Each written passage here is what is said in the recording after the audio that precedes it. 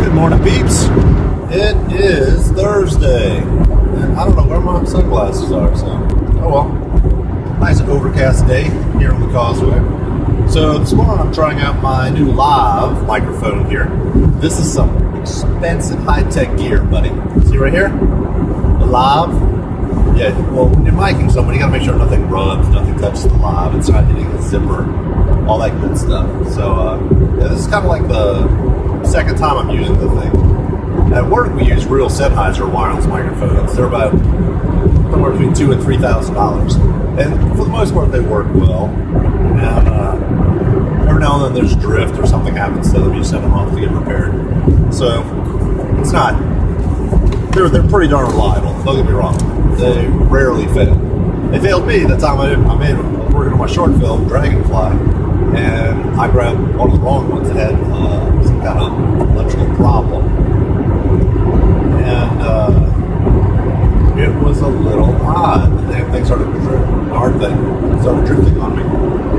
And yeah, so when you go back to the edit, you gotta look for takes without the drift and the static and pop. So it can be annoying. So my opinion is, the more you can hardline something into a camera and just record direct, just use a stupid wire if you can.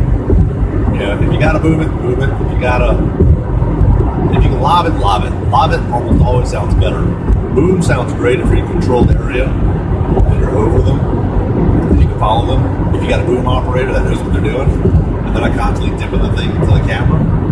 So that's a little annoying.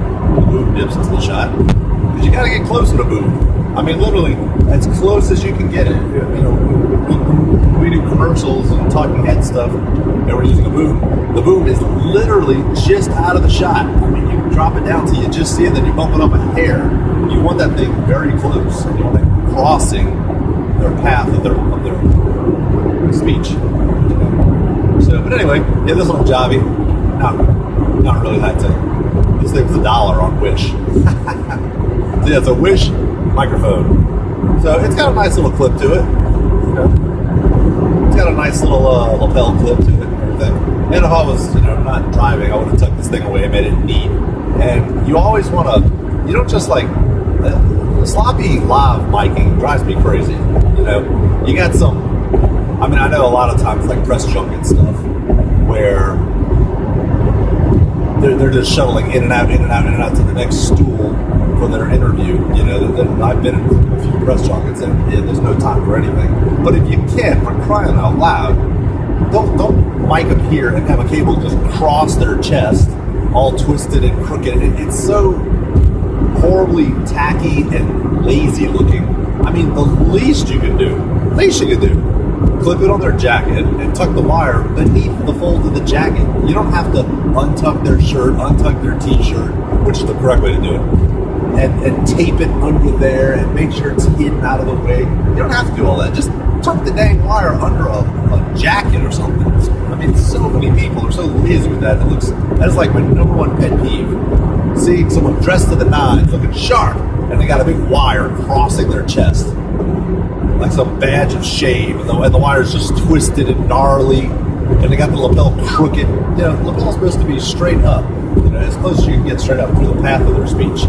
Okay, it's like they're not supposed to be sideways, they're not supposed to be backwards, they're not supposed to be upside down, and it's like, whoever's miking lapels, step it up, people. This has been my job, by the way, for 25 years, so I'm a little close to it. And one of the 20 things we do as producer, writer, assistant lighting, prop maker, set designer, everything else under the sun that we do at a TV station. So if you work in TV and you work in production, you'll know what I'm talking about. You do more than one job. So anyway, got my BK Joe. Not bad. It's got a little white this morning. It is good. It's got bite. Sometimes it tastes like burned aluminum. Today they're on. I don't know what pot they use, if they got a new one or what, but it's got a nice, toothy, strong snap when you take a sip. Like, oh, somebody put too much coffee in the machine. Too many grounds this morning, but I like it. I like tasting my coffee. I want water that tastes like it's been walked by coffee. I want something that tastes like liquid grounds. Yeah, it's good. It's good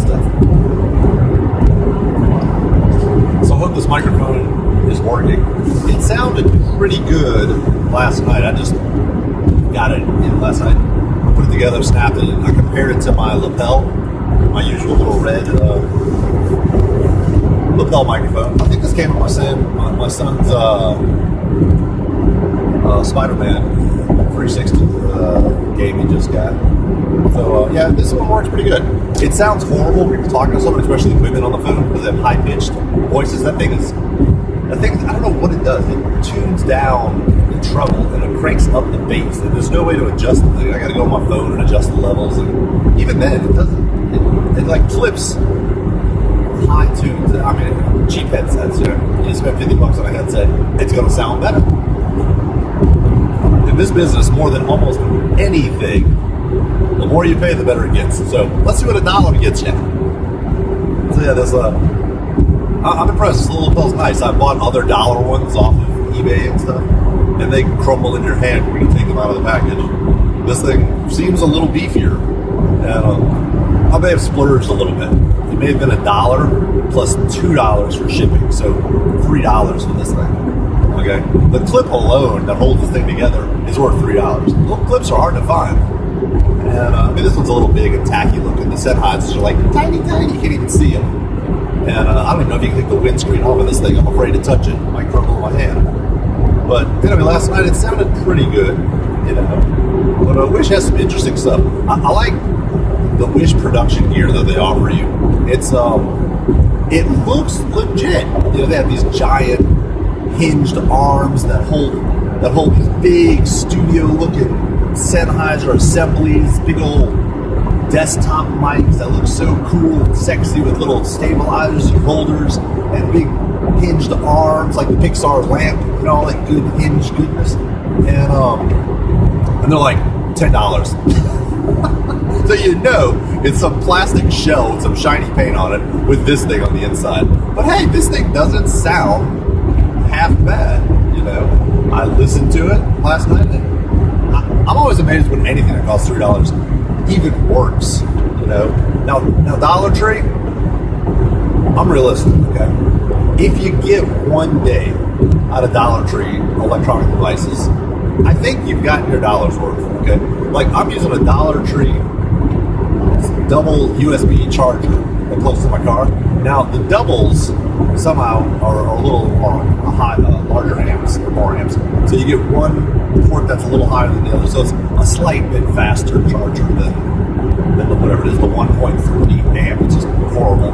It's a terribly slow charger. But the double one, it's a white one with 2 plugs. A little better. And it's cool. I'm sure you guys know this. This is old news. But this little guy right here, this thing, Dollar Tree, $1. Okay, there's 2 ports. It's a little bit faster than a regular slow signal that they sell, the little purple and blue ones. But these either come black or white. I like everything white so I can find the crap that falls on my black floorboard. So, yeah, fun stuff. Cheap gear review. So, yeah, I don't know. When you're like a bottom feeder like me that has no money for this hobby, but I still want to participate, I try the dollar stuff and work up from there incrementally.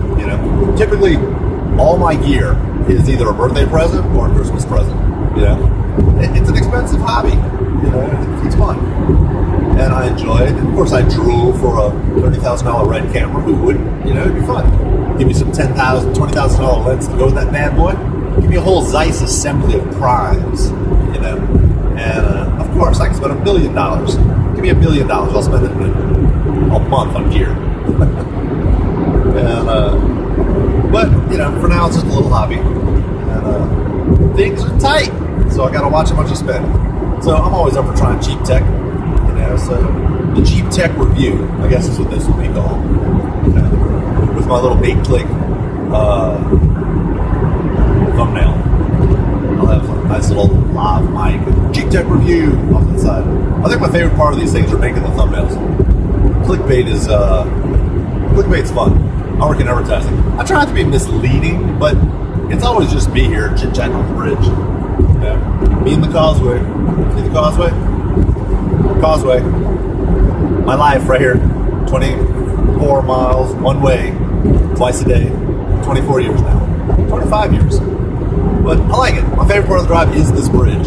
It's relaxing, it's cool, there's nothing in the horizon. It's beautiful. You know, the problem with Louisiana is, I guess the problem, landscape, visually, it's kind of bland. It's nothing but trees everywhere. And you get to New Orleans, it's just buildings everywhere and interstate. So it's like there's no sexy scenic hills. You got to literally drive 2 hours north before you see any kind of terrain that goes up and down to start appreciating some hills and, you know, a little difference in elevation. Okay, New Orleans and the North Shore, which is on the other side of Lake Pontchartrain, where I live, it's about as flat as you're gonna get. It's like the Nevada salt flats with pine trees. And it's nothing but pine trees. You look around, pine trees, pine trees. You're looking at the sides of pine trees pretty much your entire life. Okay, and it's like, it's pretty, and there's some pretty little scenic forests and everything. But this dude almost hit the side of the rail. And people got to learn how to text and drive. Okay, they're not going to stop, so you might as well learn how to do it. Okay. So anyway, yeah, it's pretty if you like pine trees, you know. But as far as those rolling vistas with, you know, lakes, shimmering sunsets, it's really hard to get that. The only thing you got is Lake Pontchartrain, and it's pretty. But man, there's no foreground, middle ground. It's just lake and sun setting. You know, you can shoot through a cypress tree. We have real pretty swamps and stuff, but swamps are about as pretty as it gets in Louisiana, which is pretty. I mean, it's a thing. It's a lot of people don't have swamps, so you know, everyone gets tired of their own surrounding. You know, people who live in Tahiti are like, "Oh no, not blue water again." I'm tired of the huts and the blue water thing. It's like, for us, that's magic. You know? For them, they're probably saying right now, "I wish I was surrounded by pine trees. If I could only dwell in the land of flatness and pine trees." Just think how wonderful that would be. So everyone wants something else, or you get tired of surrounding, whatever. And at least I do personally. Maybe no one else in the world gets tired of their surroundings, but no, I wouldn't want to live anywhere else. I love visiting. I'll go fly around anywhere, hang out. A couple days, maybe a week. I'm a homebody. After a week, I start climbing the walls. I got to get back to my pine trees. So anyway, tech review. Let me know if this dollar microphone sounds like something. Yeah, and I might try one of those little, I call it a joke, the little joke cams. You know, I'm not going to do this behind a desk at my house, because A, it feels weird speaking like this in front of my kids and their friends, and B, it's too dang loud at my house. I've got my kids and their friends always over, running through the house, slamming doors, talking, laughing, playing video games, goofing off. I got a very active household. I love it. Wouldn't change for the world. But not exactly studio quality sound. So this loud, rackety car that I drive in on this bumpy bridge with wind noise is as quiet as it's going to get. So, unless I do it in the studio at the TV station I work. So it's like, I don't want to do it there either. People go in there all day long and bust up my takes. And I do have to work. You know, they'd like me to work while I'm at the TV station. So I can't do a lot of chit-chatting outside of noon lunch. You know, usually lunch. So, I don't know, I'm thinking of maybe doing a little handheld bike ride through the French Quarter and stop at interesting sites or places where people have died. I mean, macabre death stories are always interesting. I don't know. Going to an art gallery, look at some weird art. I don't know. But yeah, Peter McKinnon was talking about how he got used to doing vlogs out in public. Because really it's just you and your camera, unless you got a posse with you. Then you feel a little bit better. You know, we do a show called Local Lens, and it's a fun show. But it's them running around POV, almost vlog style, you know. But there's a group of three of us, sometimes four, sometimes more. So it looks a little more legit when you carry a little handheld camera than just your phone jibber jabbering. You know, it's like, get out of my way, people. I'm important. Move it. You know, that kind of stuff. It's like it just has that air about it. Like we're supposed to get out of this dude's way. He's stuck into a little plastic phone. You know? So that's a little strange. So Peter McKinnon and his giant shield that defends him and blocks him from the entire world. This giant camera he uses. And I'd like to see a shot of Peter McKinnon with his shirt off and see how much bigger his right arm is. You know, he holds his 10-pound weight all day long in front of him.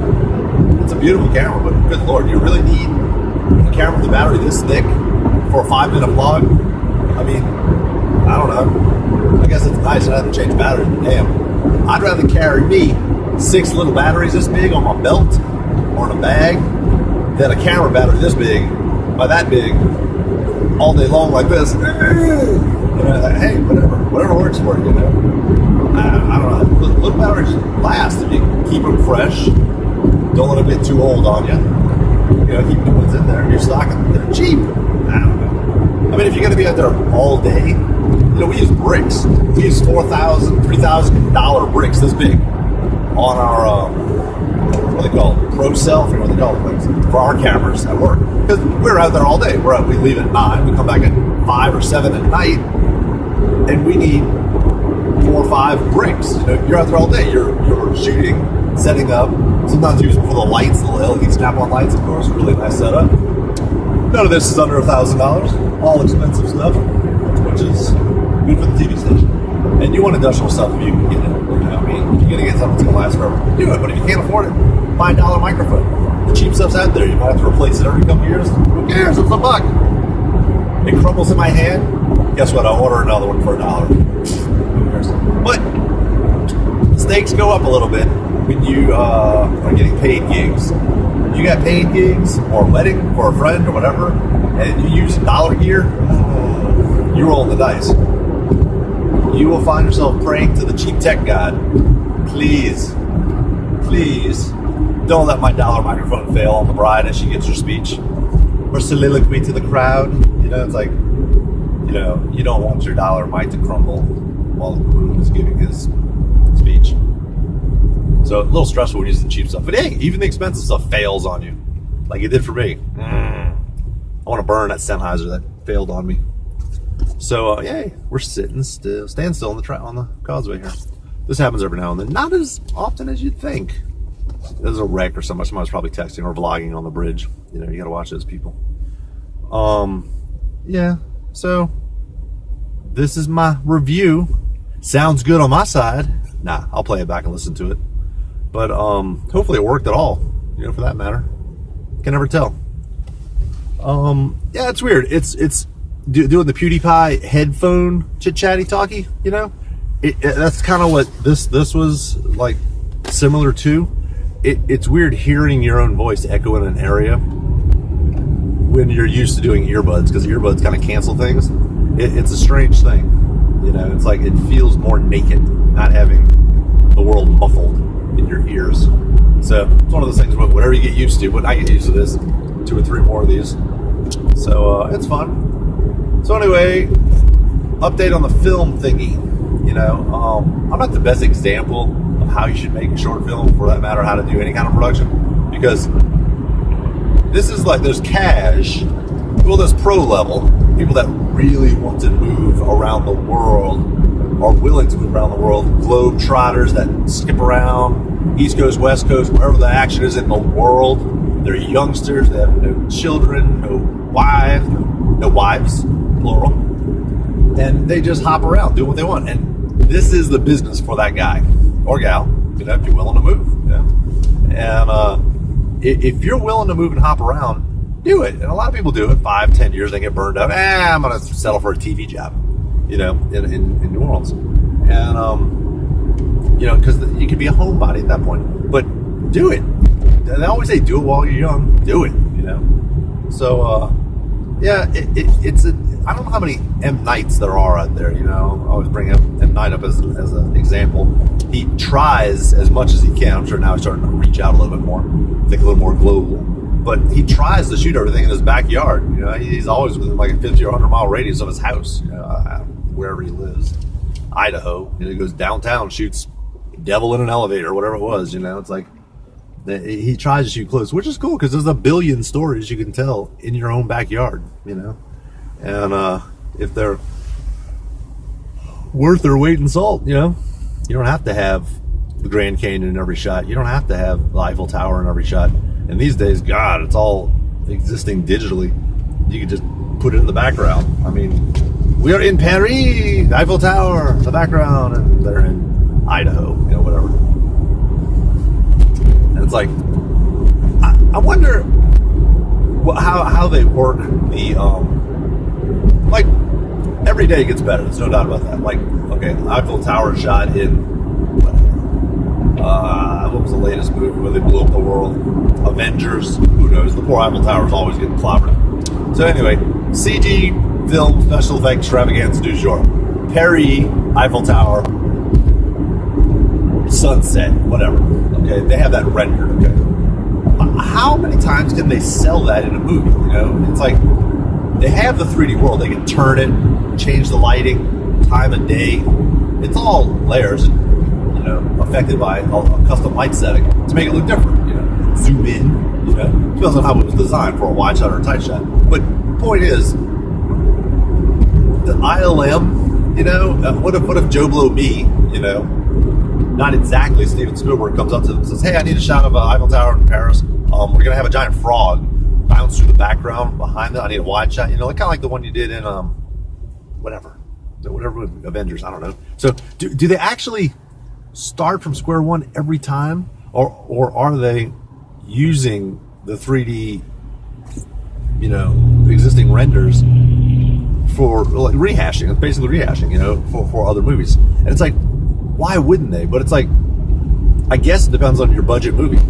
You know, if you got only $1 million to throw at them for an Eiffel Tower scene getting stomped on by a frog, they may use rehash, or maybe certain elements from, you know, different pieces. I know I've seen like little pieces of things used in other movies, but it's like, if you got $20 million, or if you're doing Avatar, and they happen to build the Eiffel Tower in Avatar, you know, I guess it's about who you are. You know, it's like, you know, James Cameron's going to be like, oh, no, you're not using the Eiffel Tower from Avengers in my movie. You're going to build the exact same thing over again for me. And this time I want a red flashing light on the top of it, you know. So it's like, I guess that depends on the case. But I always think about that. It's like, all these 3D worlds exist, and they look pretty darn good. Of course, the one done last week is not going to look quite as good as the one done today. Okay, so yeah, of course, the one they used in Hugo, that little flyby through the town, the city, and stuff, whatever 3D elements they used in Hugo, which is a beautiful movie,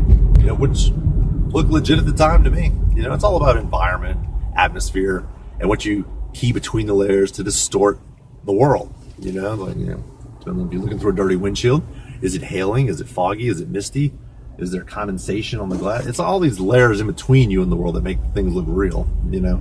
But it's like, do they really have to start from square one every time? I mean, if it's within the last 3, 4, 5 years, use the same 3D background, you know, change it, tweak it, adjust it, change the angle. You can do whatever you want. You got the 3D program, you know, you got the file where you can tilt the angle, tilt the position, you know, it's like, I don't know. It's like, I'm just curious about that. I've got a friend that works at ILM. Not really a friend, my brother's friend, but I'm more closely related to his brother who lives over here, and he does little scenes, little snippets, and even that blows my mind. You know, when you see the credits at the end of movies and there's 20,000 people, those people aren't necessarily full-time employees sitting under one roof working on this movie 24/7. Okay, like my buddy in Covington here in Louisiana, he gets farmed little pieces, and he's like a rotoscoper, and he'll cut out, like one example he gave me is like a tree. You know, he's got a tree blowing in the wind, blue sky behind it, whatever.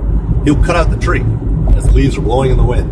He's got to cut out all the negative space in the tree, in between the leaves and all that stuff. More power to you. But his scene's like 5 seconds long. You know, he'll make his $1,000, $2,000, whatever they pay him. I have no idea. He says they pay him well, but he says take some time. So he sits there and he cuts out all the blue space in between the trees. Now I'm sure you can select, clean up your marquee and all that good jazz like you can in Photoshop, After Effects. And he uses After Effects, and he also uses other keying software. It's like rotoscoping, you know?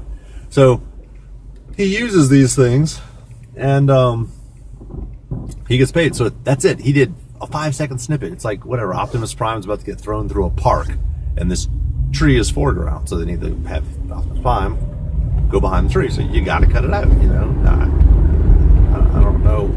I mean, you would think every single shot could be well thought out beforehand, you know. Would it have not been easier to use an existing tree 3D shape in the foreground, put that in the foreground, you know, and then have Optimus Prime hit the back of it, you know, because then at that point you could have the wind from Optimus blow the tree around. You can do whatever you want, but it's like, it's not a perfect world when you're out there shooting, you know. It'd be nice if that dang tree wasn't there. They probably would have done that, but hey, there was a tree there at that angle, so they had to work the tree in the shot, and they had to pay my buddy BB to cut out all the negative space in between the leaves. So yeah, it's just crazy. The detail in movies, good movies. Yeah, it depends. Cheap 3D is not hard to spot. Yeah, it's fun. So, well, this is a long vlog. If anyone makes it to the end of this vlog, I will send them a $100 bill. Just kidding. I don't have a $100 bill. And I would never send cash through the mail, you know. Maybe a gift card.